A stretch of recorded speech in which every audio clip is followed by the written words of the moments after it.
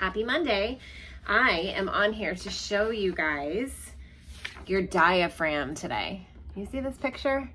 Do you see where your diaphragm is right here? Do you see how it's connected to your spine? Can you tell that right there? So this right here, these muscles are your transverse abdominis muscles. And right here is your diaphragm that connects to those transverse abdominis muscles and to your spine. And those muscles are your deep, deep, deep abdominal muscles that are underneath the rectus abdominis and the internal and external obliques. And the reason I'm talking about this is because I want you guys to start practicing your diaphragmatic breathing. Now, we talked about this at Strong Camp, and we talked about this in our pelvic floor discussion. So if you were here, you heard all about the importance of diaphragmatic breathing. But let me tell you what I'm hearing a lot. So we've had several people that are telling me they are at a heavier weight than they normally are, and they're done. They're ready to kind of get back on track. We've got some people that are going to train for Tri-Fit with us on Memorial Day weekend, and we have some work to do. The biggest thing I'm hearing is stress, anxiety is pretty high. I know that all of us are living a little differently than we used to, so we have to deal with a little more stressors than we've had in the past. So I'm going to give you a homework assignment, and I hope all of you do it.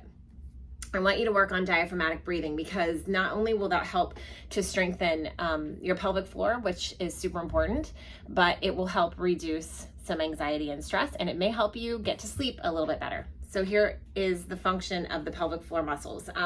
Basically, they are to support your pelvic organs. They're to provide foundational support for human movement. They hold your organs in. And if we can do some deep breathing to strengthen those muscles there, we can also relax, okay? So let's practice this. I want everyone to pause right now this video, or save it for later. And this is what we're gonna do. We're gonna lay down. I'm gonna lay down on the table. I'm gonna shut the door so no one thinks I'm weird. Okay, so I wanna have you guys lay down, and your knees are gonna be bent, and you're gonna take one hand on your chest and one hand on your stomach, on your belly, okay?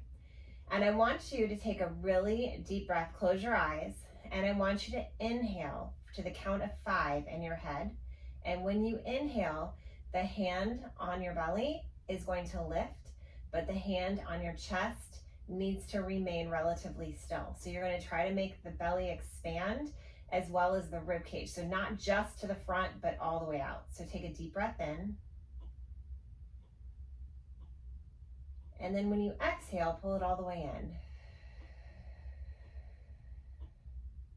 Okay, so what I want you to do is to do that about 5 times.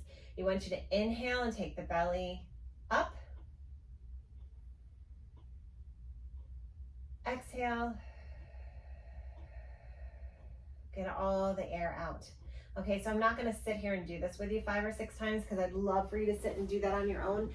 But if you can practice that for me, one hand on the chest, one hand on the belly, try to make this hand move, this hand not. That's hard, and sometimes you're gonna go, and you're gonna have to restart because this hand is the one that lifted.